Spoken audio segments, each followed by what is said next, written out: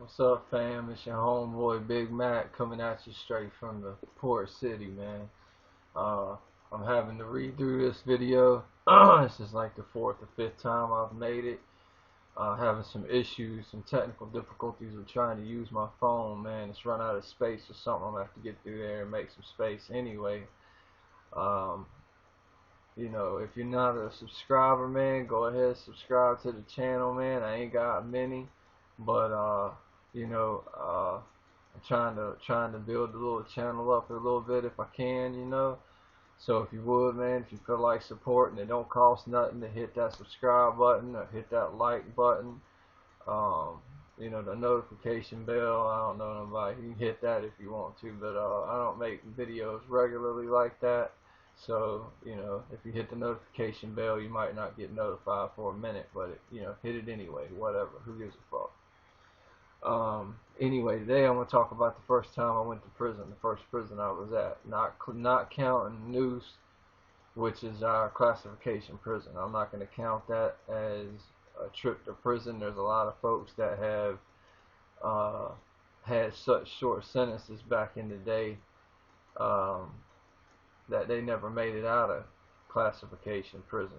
You know what I'm saying? They never went on to a stationary camp where they were going to do their time at. But this is the time that I did when my first time making it onto a camp. So this took place back in 2007. Um, if you caught my previous videos, of course it was for DUI, so I was a misdemeanor. But I had some violent charges in there too, with resisting arrest and assaulting a peace officer and possession of weapons. So they had me at what they call a observation camp, which is the Tyrell Prison Work Farm is the prison I went to. It's about 5.5 hours straight dead north from here, from the port, and that's a drive anyway. I'm sorry, that's not like how the bird flies. That's a drive. That's how long it takes to drive there. So needless to say, I never got a visit the whole time I was there. Um, got some letters though, so I was taken care of that way. But anyway, um, what I wanted to touch on the way to prison. I'm gonna touch on how the prison was set up. It's a big camp. Well, not big camp. It's a medium-sized camp. It has a west wing and then an east wing, and in between is the administration buildings, like where your counselors are and the administration, right? I was put on the east wing. I was in E dorm, okay, and the way it's set up is it's set up like your hand, okay. Each one of these is a dorm, A, B, C, D, E, right? And where your knuckles is the day rooms, okay. Each one of the day rooms was connected by a door. Now back in 2007, that's different than a lot different than it is now. There's a few different things. One thing is it's a cash camp. It was a cash camp. We had cash on hand, in pocket, cash money, just street money. Okay. Um, Also, you could smoke. There was you could smoke you could buy your cigarettes at the canteen at the store. You could buy Marlboros, Newports. I think they even had Cools. But most everybody bought roll-ups. You know what I'm saying? Unless it was a good day for you, a good week for you, and you hit good on the tables, then you might go buy you a pack of Lacs. The Marlboro 100s or the Newport 100s. Those are called Cadillacs.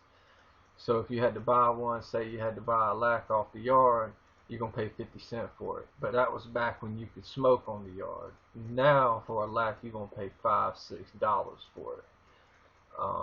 But not back then. And we were talking about cash money. We're not talking about, going up to someone's bunk and then pulling your shirt down and dropping 20 suits in front of them. I'm talking about walking up to you with a wad of cash in my pocket, flipping it out, how much I owe you, or him flipping it out, how much paying me, whatever the case may be. It was cash money.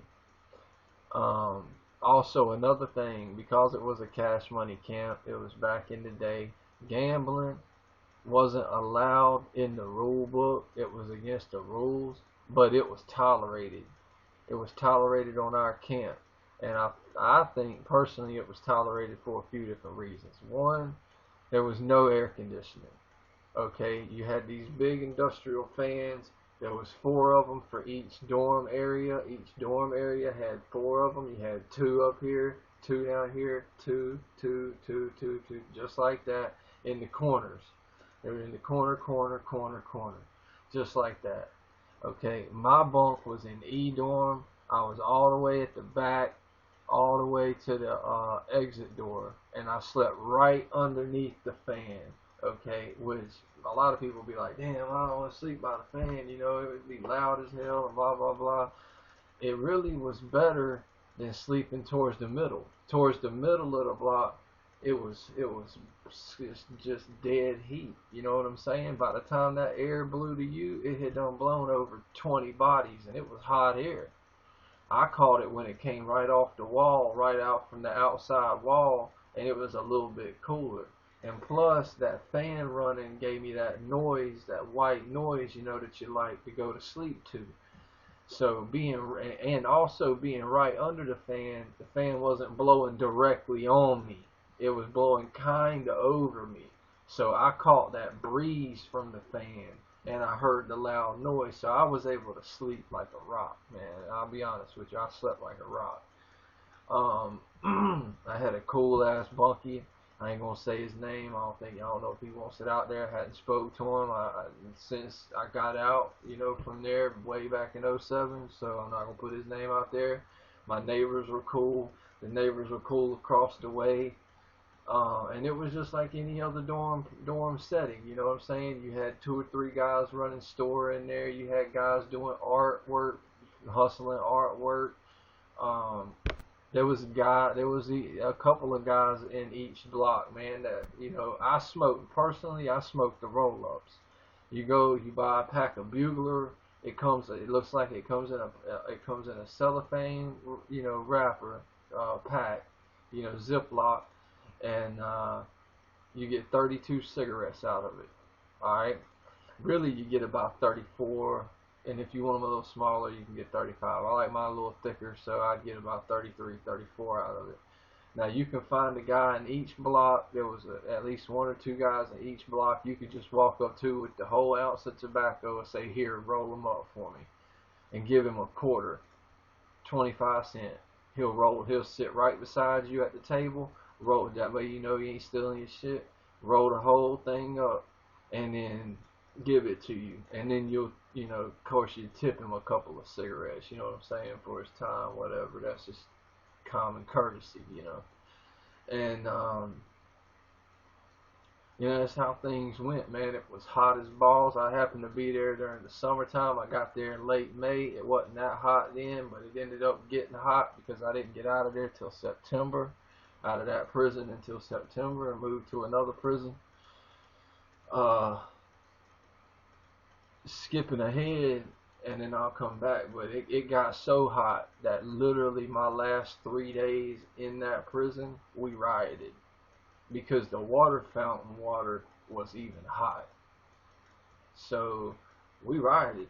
We tore up. I had got switched to B dorm on the west wing. I got switched to a whole nother wing, and I'll tell you a story about that in a second. But yeah, the water was so hot coming out of the just the drinking fountain, that we just wasn't having it no more, man. So we just tore the whole day room to pieces, man. They had to call in the state cops from wherever they come from up there.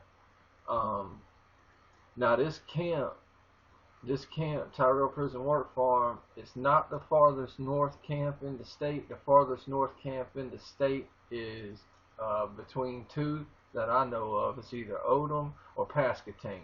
They're both north of Tyrell Prison Work Farm, and those are both high security facilities. Now, if you're at Odom, or if you're Odom is now minimum security because it's old, but it used to not be. Now, Pasquotank is and probably always will be a high security facility because of how many deaths happen there. Inmate on inmate, inmate on staff, escape attempts, If you go to Google and look up Pasca tank, you'll see, uh, you'll see all kinds of stories. I think it was like 2 years ago, 3 or 4 or 5 convicts ended up killing like 6 staff members because they were trying to escape, and they were trying to escape through medical. They ended up killing the doctor. They killed some nurses. They killed a couple more inmates. Um, they didn't make it out. They got caught or killed. And then, like, not a year after that, there was 3 other inmates trying to escape that worked in the canteen. They set the canteen on fire, killed 2 guards. They killed one in the elevator, and then they killed another one outside on the loading dock. And they tried to get the van and get out of there, but they didn't. They didn't make it. And that was a big story too. And they had to call in the state police to shut down the perimeter, you know what I'm saying, so that nobody could get out of there. And yeah, so there's a lot been going on at Pasquotank. But whenever someone at Pasquotank is getting ready to come home, they don't like to send them home from a very violent, rowdy camp like that. They want them to kind of acclimate them to society. So they want them to go down to minimum security. So they have a camp, Tyrell Prison Work Farm, that they can make them, send them down to medium security. Even if their points aren't low enough to be there, they'll send them down there. If they're within a couple years of going to the house, they'll send them down to minimum security, just to acclimate them to being around more people, having a little more freedom and all that. Try to give them a little bit better chance of staying out whenever they get out. But what happens is you end up sending all these gang members to Tyrell Prison Work Farm, and it just becomes gangland. Like, all the card tables were owned by a certain group. I ain't gonna say who. And if you wanted to run a card table, you had to pay rent to the group to play on the table, or to run the table, to be the house man. You had to pay a certain percentage of what you brought in to them. Which was alright. It wasn't over the top or anything like that. And they also would keep the police off of you, and they had the numbers to, like, if the white shirts were coming, they could pass the word and we could put everything up. A lot of the blue shirts, the regular officers, they didn't care if we gambled. But if you had a lieutenant or captain, or say even the major or warden was coming through, you had to cover up the table, clean the table, and put it up for a minute and let them walk through, because they would say something about it. Anyway, getting back to what I was saying, it's a Tyrell Prison Work Farm, and I don't know how it is today. This was 2007 when I was there. It was off the chain. There was fights all the time. It was a medium large sort of size camp. It was 800 men in both wings, 400 to each side. So that puts about 70 men per sleeping area that you have to deal with on a daily basis. Now, they call it a work camp because everyone had a job. I had the worst job in the state of North Carolina that you can have in the prison system. I worked in what's called CWP. That means Community Work Program. Okay, now you can look this up on the internet. My job and the other 11 or however many inmates that was in the van with us every day, our job was to go to this place called the Bob Martin Recreational Equine or whatever Center. And what it is, I ain't never seen one, but what it is, it's in Martin County, and it's this big bullfighting ring. It's like this big bull riding ring where they ride bulls and they ride bucking horses and all that kind of stuff. Well, you would think that would be alright, right? They got a snack bar. They don't give you no snack out of it. You can't even get no hot sauce. You can't even get packs of Texas Pete from them, dude. These people are asshole, country bumpkin asshole people up there. And all they want you to do is go back to the stalls where they keep the horses. There's 140 stalls. Okay, if they had 112 horses that last weekend, or that night before, because they run it 3-4 nights a week. And if they had 112 horses and bulls that night before, you had to go in there with a pitchfork, shovel all that hay out into the hallway there, shovel all that nasty piss covered, shit covered, horse hay, bull hay, whatever it was in them stalls, out into the walkway there, the big hallway where the guy could come through with a bobcat and just scrape it down, right? And then we had to put fresh hay back into the stalls. Now we had to do that until all the stalls were complete. It don't matter how long it took. The faster you did it, the quicker you could get back to camp, get a shower, and get done. Now we're doing this in 105-degree heat, bro. We're in the stall doing this in 105-degree heat. Like, there's many a people, many a times they bucked and said, you know what, fuck this, I quit. Fuck you, I quit. I ain't doing shit. And go sit in the van, and when they get back, they get a write-up. You know what I'm saying? And they may go to the hole. Now the hole, believe it or not, the hole is a small little building off of the yard that the volleyball court's at. I'll get into the wreck in just a second. Where the volleyball court's at, the hole's there. There was only 8 cells in the hole. The hole is the only place other than administration out of the whole prison that had air conditioning. No air conditioning in the chow hall. No air conditioning in the auditorium was in the administration. It had AC. But other than that, no air conditioning. Motherfuckers was trying to go to the hole, bro. I mean, it was so hot. Let me tell you something. Our clock, there's a clock in each one of the day rooms. Our clock happened to have a temperature, a thermometer on it. Alright, I can remember one time I took a shower when I come in from work. I took a shower. Actually, no, this was a weekend. It was nighttime when I took my shower. It was like maybe 8, 9 o'clock at night, And I went in there, took a shower, come out, and I was in nothing but boxers. And like I said, my bunk was all the way to the back. Before I could walk my stuff all the way back to my bunk, I was already sweating again, bro. Already sweating. So I'm laid up on my bunk, just laid there sweating. And they don't let you sleep on top of the covers. You have to be covered up, at least with a sheet. You can sleep with no shirt and just in your boxers, but you got to be covered up with a sheet. You know what I'm saying? Because there's women that work there and they do the walkthroughs at night. There's a story about a female CEO and I that I'm not gonna tell. Let's just say you've probably heard that kind of story before, and it was worth it. It was a good one. So matter of fact, I'd hook up. If I could see her in the free world, I'd still do my thing, Anyway, back to the camp. The rec yard had 2 weight piles. Okay, it had 4 horseshoe pits, 2 full court basketball courts, a big nice sand volleyball court. I mean, they did alright with their rec stuff. Now the yard was so big because there's, like I said, the east and the west wing, right? Okay, but the yards aren't separated in the back, right? It's not like a west side yard and an east wing yard. There's one big yard that goes all the way around behind the administration, behind everything, goes all the way around the fence and comes all the way back around. I bet if you jog that whole yard all the way around, it was more than a quarter of a mile. More than a quarter of a mile jog all the way around the camp. So yeah, that's where I was at, man. There was a lot of good dudes there. There was some grimy dudes there, and I seen some grimy stuff, man.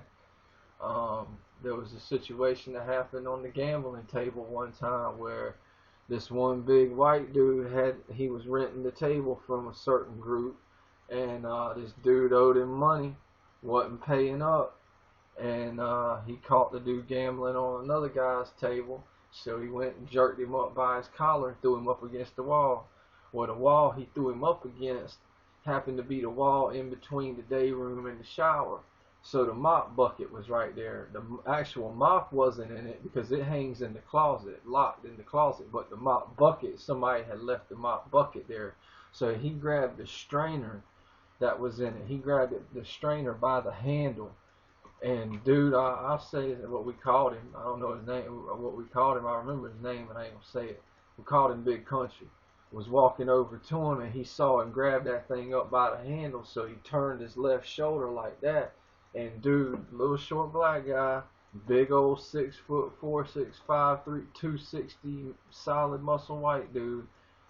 This little black guy grabbed that thing and slung it hard as he could, hit him across the back, like behind his lung, the back part of his lung back there, and it rolled him 4 or 5 times on the ground, bro.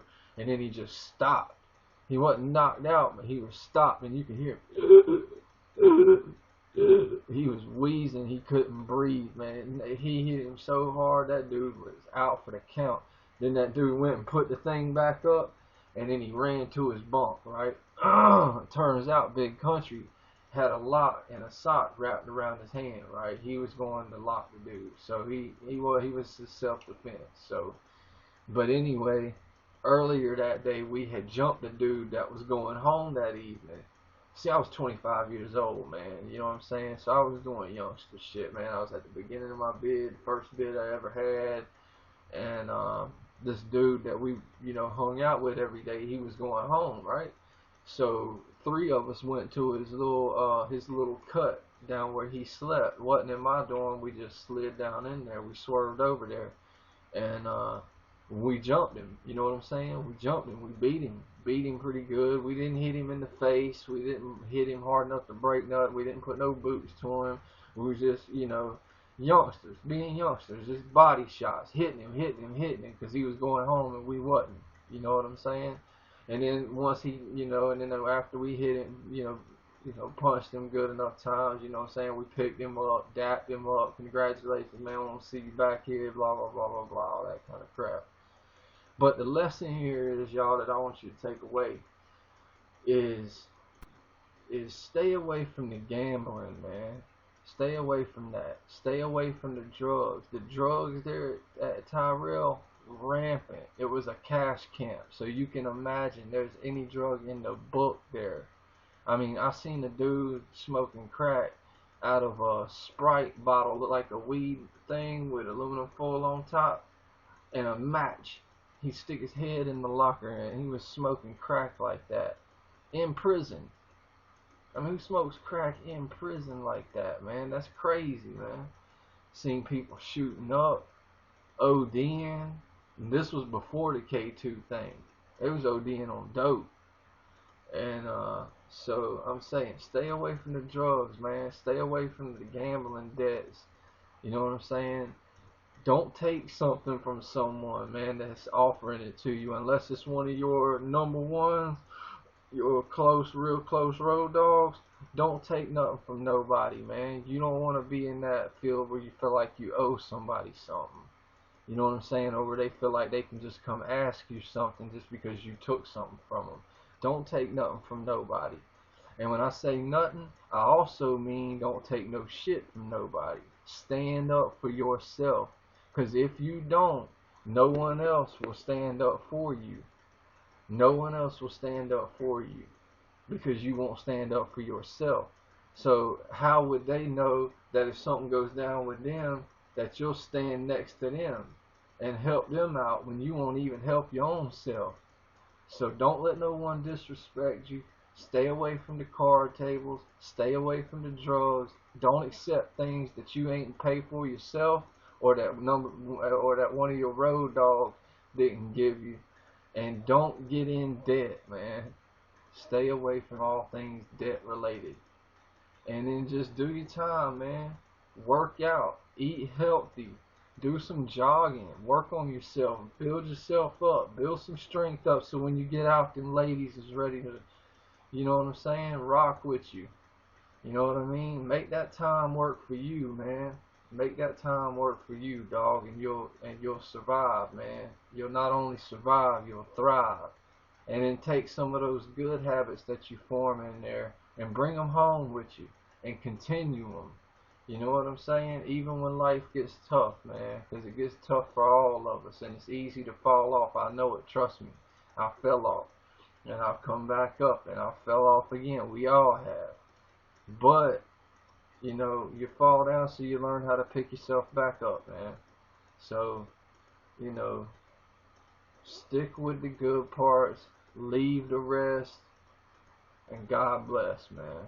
Thanks for tuning in. Don't forget, subscribe, spread the word, man. Port City Bad Boy in the house, checking out.